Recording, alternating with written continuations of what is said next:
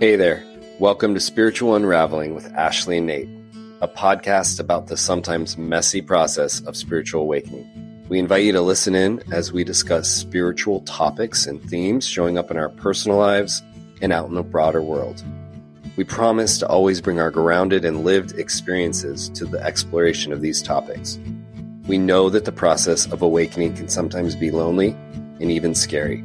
It is our intention to remind you that you're not going through this alone and that we're all in this together. Thanks for tuning in and enjoy the episode. Welcome everyone to Spiritual Unraveling with Ashley and Nate. And on today's podcast, we're going to do something a little bit different.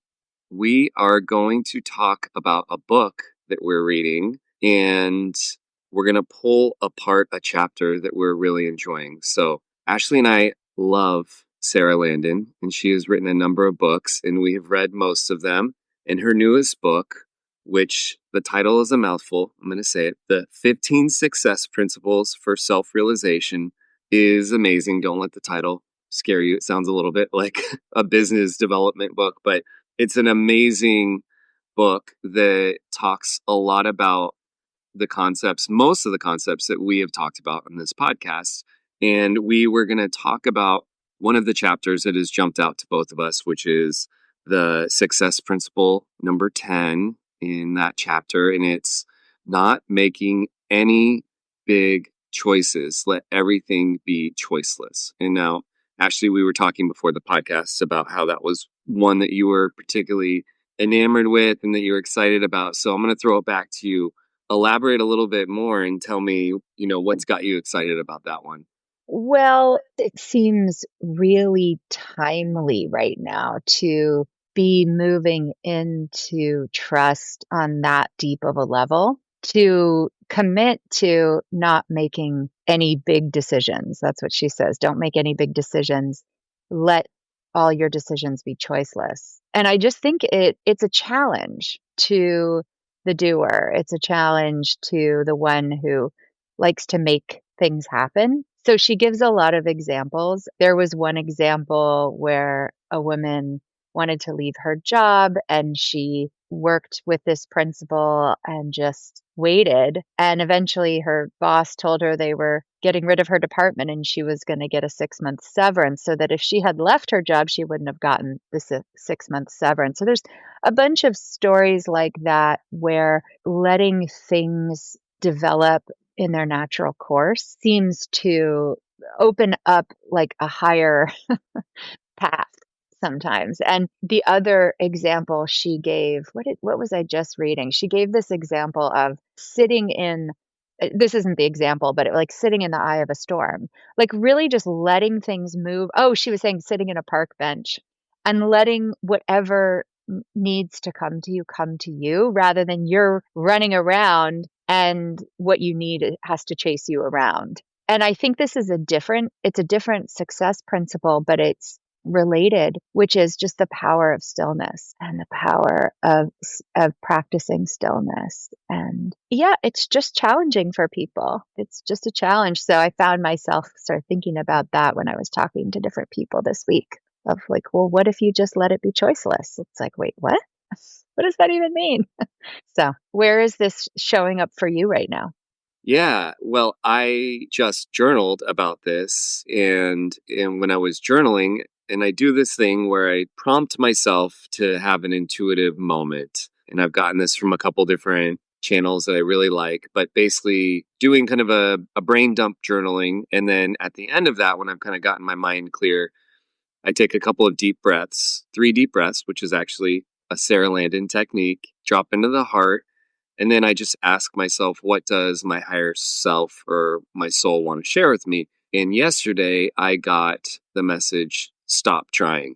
And then when I started writing that, it got more elaborate. It was stop trying, stop managing, stop pushing, stop chasing, stop efforting. And that is really the same thing as that principle that Sara Landon was talking about. And I think what's fascinating is we talk about surrender and trust a lot on the podcast, and I like it as a concept. It's kind of hard to move it into real life in an intentional way. And so yesterday, what I was doing after I did this kind of journaling was I decided I'm not going to try with my kids today, right? I'm on summer duty. It's daddy daycare. I got 3 kids, all varying ages. They all want to do different things. And I spend my time when I'm doing these watches with them, often orchestrating, managing, creating lots of structure, lots of planning, and it's exhausting.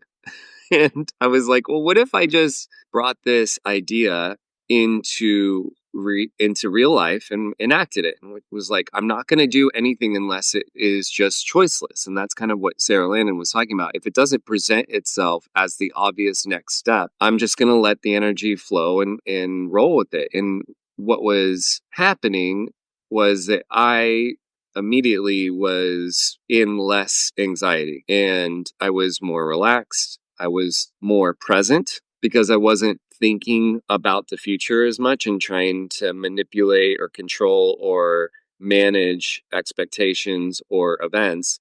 I was just letting things unfold and I didn't have the expectation about where it was going to go. I was more in like curiosity. And now this is just a very small example, but I think it really is what she is talking about, which is truly leaning into letting go of making choices that are basically, for me, it feels like I'm trying to control or manipulate things, and that actually binds up a lot of my energy and it clogs. It's like it kinks the hose, right? I think I'm doing a lot, but I'm working really hard with the kinked hose instead of letting go and unkinking the hose and then letting things flow and trusting that life has a natural rhythm. We have just, as modern people, gotten ourselves a little bit outside of that rhythm. And when we start to trust and lean into it, then serendipitous things happen, synchronistic things happen. We have things miraculously work out in our favor. But I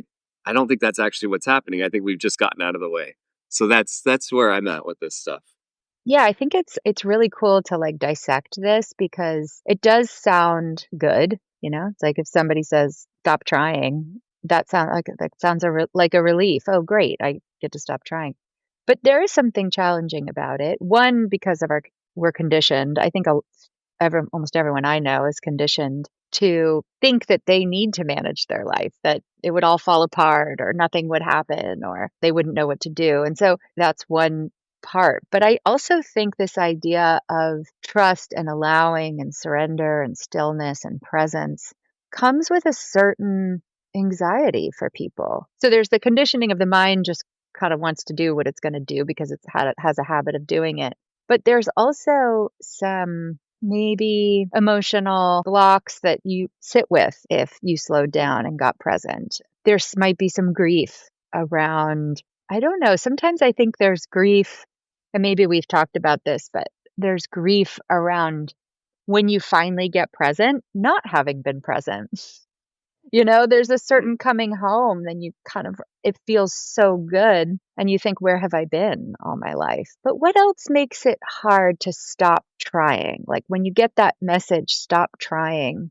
I was just thinking about like, what are some of those things that come up? Because once you discover presence and you discover the connection between presence and allowing, and then that magical flow of co-creation, it's great. But when you're on your journey there, what happens for people that makes this challenging and hard? Is it like the reconnection means that you have to sort of feel things? What do you think? Definitely think that what you just said is part of it. The slowing down and not managing does bring you definitely more into your feelings. And I think that that is probably very scary for a lot of people. I also just think about this from a very practical point of view that we're just almost like exercise. We just don't exercise this muscle at all. Nobody's Mm, encouraging this. So there's so much psychological, spiritual, like atrophy of mm, this muscle that we can't sit in contemplation. I think about the only kind of people that I think about who are socially acceptable to to do what we're talking about are either young children who we just let them play and do their thing and we don't have any expectation on that. And then I think in certain realms, the artist is still holding this space, that we understand that creativity and tapping into something deeper, we'll give it to the artist, right? If they're a good artist in society, we'll give it to like the writer or the poet or the artist, the painter, the musician. We understand that is requires stillness, that requires an emptiness or a space in order for something to come in. But for the rest of us, we never get the message to do it. It's not encouraged. There's no training around it. There's no encouraging of it. So it really feels like a much bigger risk than I think it is. And I think what it comes down to for a lot of people is it's fear. There's this fear around the kind of vacation effect that we all have in modern society, which is when I go on vacation, I kind of let go completely and I don't do anything. And then I come back to normal life and I have to get back into my stuff. But that's kind of an American phenomena around just taking vacations that are too short, where you don't even give yourself a long enough time to decompress. And this kind of idea that if you did it in normal life in every day, you're like, well, would I just binge watch Netflix and not get anything done? I think that's kind of the fear, and that's conditioning. That's definitely, for me, I think that's just seeing the layer of conditioning that's on us around productivity culture. And I think it's misguided. I don't think that's actually what would happen. If you actually let boredom kick in, you move into creativity. That's what Mm-hmm. happens. I mean, I have to do Mm-hmm. that with my kids to get them off screens and Mm-hmm. say, get bored, because once you get bored, then you come up with a reason to not be bored. And that's usually the thing. And I think that's part of what happens with this not trying, with things being choiceless, is that you have to trust the process and trust yourself and give yourself enough space to get on the other side of the arc of true decompression, which I think for some of us could take a little bit of time, probably more time than we would be comfortable gifting ourselves. And I use that word intentionally because I think people don't think that they're deserving of it. I think that might be another aspect to this that's hard, is that they find worth in the doing and they think their self-worth is tied into that. So in this choiceless, not trying place, do I deserve to have the time to decompress? Do I deserve to have the time to not do something? And am I going to have an outcome that is like acceptable? Right. And so we have the two systems that don't match up. And so it's kind of hard. I don't know. That's my rambling. I don't know. What do you think about all that? No, no, I was thinking about the decompression. Yeah, it does seem like there is a kind of, you're right. There's like a learning how, like a skill building almost in it that comes with a lot of assumptions or shifts in belief systems or perspective, some ego unraveling, looking at identity and how it attaches. I was thinking about you, you're looking for a new place to live. And so, like, that's a good example of a big decision that you're going to have to make. And so, like, even just thinking about an example like that, where, there's a known and there's probably fear around the unknown. And so what are you doing with that right now? Like, what do you do? So it's like something like that where people feel like the examples that she was giving in the book are people who feel like they want to quit their job or get a divorce, or, something opens up and they have to make a big decision about making a move in their life. And she's saying, just wait, just wait, just wait until it's so obvious, just so clear that it doesn't take any effort to decide what's next. So I wonder how you're sitting in that realm right now in the unknown around this big decision that's coming up for you. Yeah. Well, we're in the waiting. And I think the thing that it offers you, if you're willing to accept it, is that it's not your job. There isn't really anything for you to do in the process other than to sit and trust. And so at the beginning of this, so just to fill it in, we have to sell one house in a town in California before we can buy a new house in another town in a different part of California. That's where we're at. And it's like a domino thing. I have to sell one before I can buy the other. And it just so happens that on our way back from New York, we entered into a kind of funky real estate market here in the areas where I'm both selling and buying. So it's happening in both places. And we did some doing at the beginning. We like adjusted the price, cleaned the house, did all the stuff that we were doing. And then now that the house has been on the market for like 4 or 5 weeks, which isn't a huge amount of time. And we have been having conversations about timing and trust. And I think it's not so much that it's how we relate to it and how I relate to it and how we're choosing to relate to it through the family system, because my wife and I are both on board with this kind of thinking and how we talk to the kids. And so for us, it is putting some of these principles into action, which is saying we trust that there is a timing component here that we don't have access to, that things need to fall into place and the timing just isn't right now. And when the timing is right, that things will move. And so you could see from the outside that nothing has actually changed. Somebody else would be in the same situation, but how they manage themselves in the story they tell about how this is happening, like, oh, it's the worst market ever. I can't believe this happened to me. I got stuck in this. That could be a story I could tell. But the story I'm telling myself is that right now, this is a timing thing. And that in order for my perfect house in my new town to show up, my old house is just waiting to sell so that I can line those things up. And so for me, it's just a lot about point of view and perspective.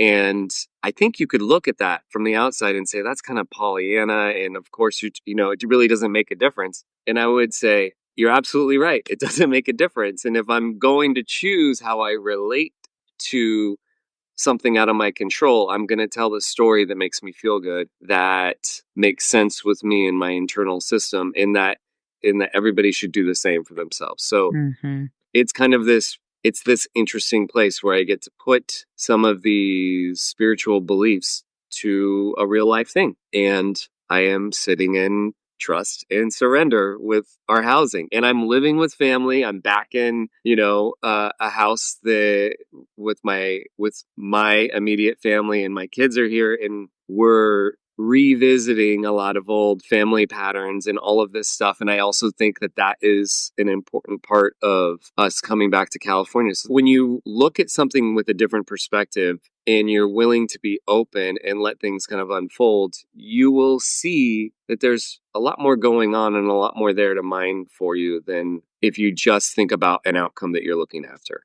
So Totally, totally. I think that's one of her other success principles is life is always working for you, not to you, or happening for you, not to you. I love that. Thank you for sharing that because I think it's a real shift for a lot of people to think about having that level of trust and how, even just you saying like, I'm going to have to be in this time period. I might as well feel good in this time period. And you don't, you were saying you don't know if it makes a difference and maybe it doesn't and maybe it does, but there's a certain amount of waiting, I think, until you feel that yes, until you feel that choiceless choice it creates a new muscle of recognizing the flow of life and getting in that flow rather than the reinforcing of the efforting. I know a lot of people in my life that believe in efforting and it's fine. It's like that's the path, that they feel safest going on. But there is this other potential of being in a flow in life where you're just simply doing the next right thing. And in order to start that process of getting in the flow, there is coming into presence, there is coming into contact with your intuitive self, not the manager self, not the controller, but the intuitive self, and listening, because you have to be able to even listen to what the choiceless choice is. You have to know where that part of yourself is operating in order to access it, which requires this practice of stillness and presence. And I think then there is contact with fear, there's contact with grief, there's contact with unwanted emotions in presence that stops a lot of people. We have belief systems around those feelings sort of being bad and judging them when they're not bad, and they also need airtime in our being. And then learning to be patient, learning to wait, learning to not know, learning to sit in not knowing. And that takes a certain amount of skill for people to say, well, when are you guys moving? Where are you going? What are you doing? We don't know yet. You know, we're excited to find out. We're excited for it to unfold. We're looking forward to it, to figuring it out, and really practicing calm and peace and presence in the waiting. Because I would imagine on some level, you can't fake that stuff. You really do have to almost get excited by the unknown to allow it to happen. Mhm. Yeah, because otherwise you are in frustration if you're in doing. And like, what do I need to do next? Becomes your kind of mode. And yeah, and I'd be lying if I said there wasn't moments where I'm like, what do I need to do next? Do I need to Mhm. do something different? Mhm. And that's the dance, right? The dance is manifestations don't just happen. We have an input in the system. So there is some doing in all of this. But I think what Sara Landon is talking about and what we're talking about here is that for many of us, the doing is kind of the first thing we lean on. And what this idea from the book and even some of the stuff that's present in law of attraction is saying is to take action when action is appropriate, when it's lined up, when you're getting the very strong signal, when it's a hell yes, when it's like a full green light, then you move into action. And also, you can trust that when that is happening, it's almost like you are going to be compelled into action. The situation will dictate it in such a way that you are like, all right, we're going. And that's part of that trust that she's talking about. And I'm on the other side of this too, because I left a job trying to start a new career. And I think I probably left the job before I was ready to leave the job for the new career. And then I spent months doing the work that I could have been doing while I was at the job, basically getting my stuff together because I thought that I needed to leave the job first and then to let the other job happen. And really, it was more of an inside game than it was circumstance. And I never got away from processing and doing the work.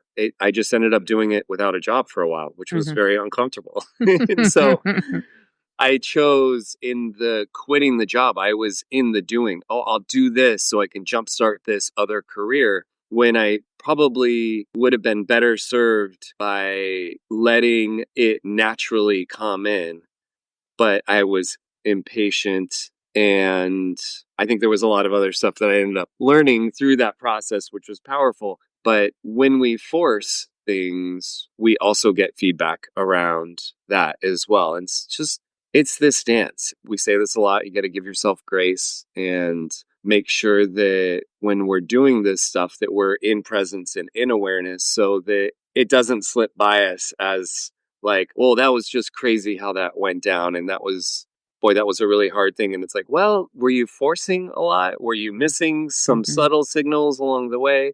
Was it choiceless or Mhm. was there a lot of efforting? Mhm. All of that's good. We see it. It does produce. You can live that way. What we're kind of suggesting and what Sara Landon's suggesting is that there's another way to do it that is full of ease, full of grace, full of serendipity and synchronicities and flow. And you could still get to a really amazing outcome, but not have to beat your head against the wall through the process, which I've done it. Now I'm on both sides. I've done it both ways. And I can say this flow way it's just a lot easier on your system.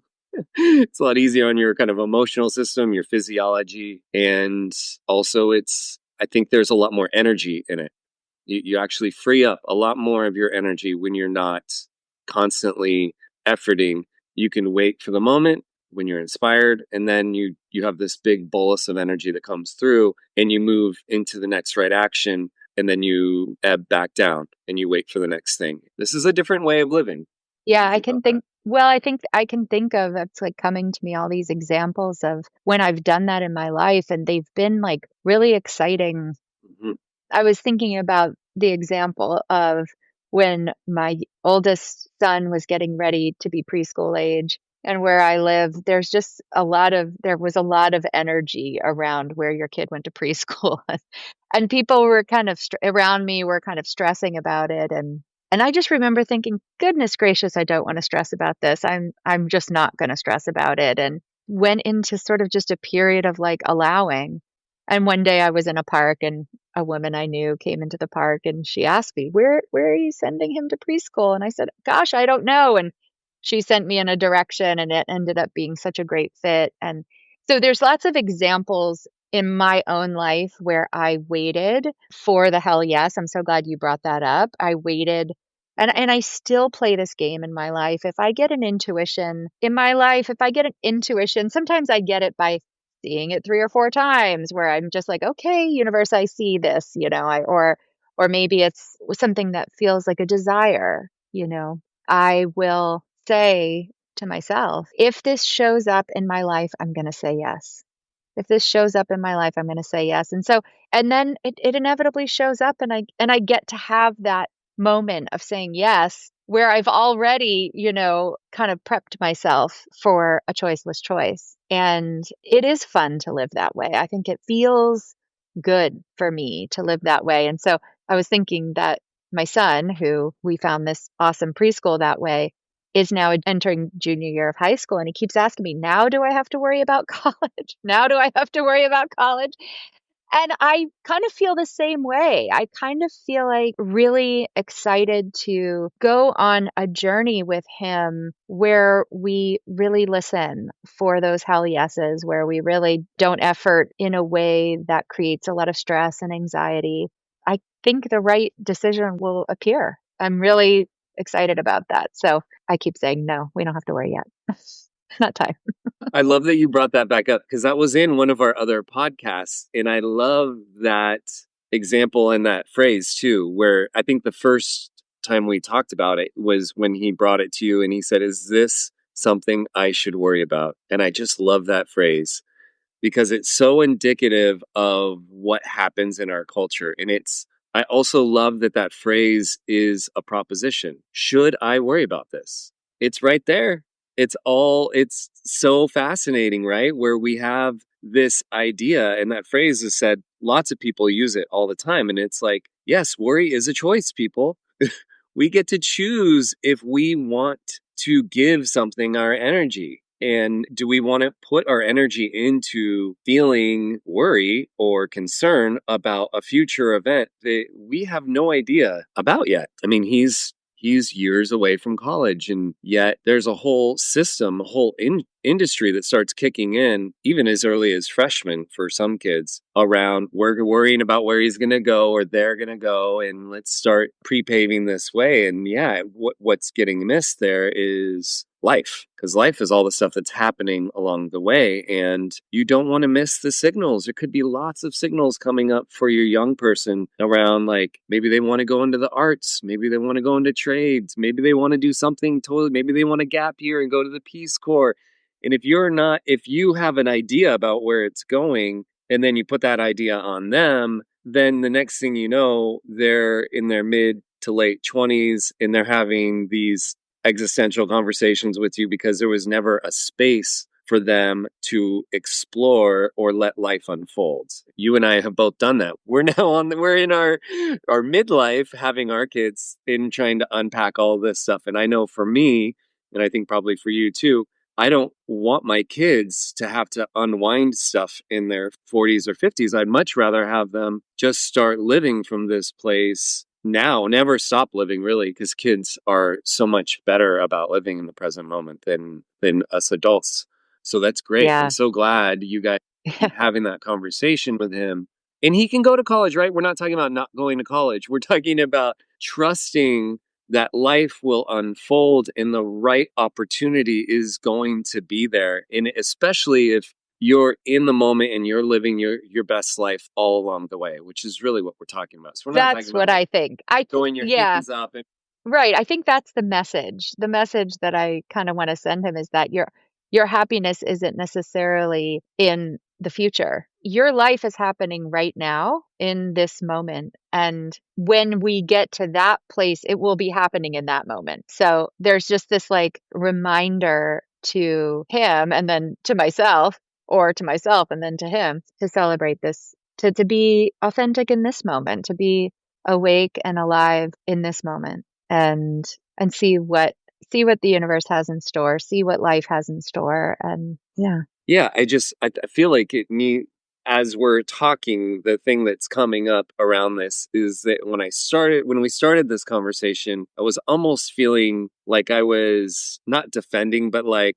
you're advocating this choiceless trust surrender. But what it really is just, it's full participation in life and saying, if I am fully present and I am in every moment, I'm not giving my energy to the future and I'm not going to manage everything. I'm so fully alive and in the moment that the next best thing is always happening for me. And it's because I don't have a belief or an expectation about what the next best thing is. I just trust that it's whatever it's showing up. It's such a different way of orienting to life. But hopefully it comes through with my voice, full of zest and energy and opportunity. I mean, this is all perspective, right? Because life is happening to all of us. We're all in it. How do you want to be in it? When you live in it this way, when you orient this way, then you get to constantly be surprised. You get to savor the moments. Your belief system is building in presence into the now moment instead of building in, I'll be happy when,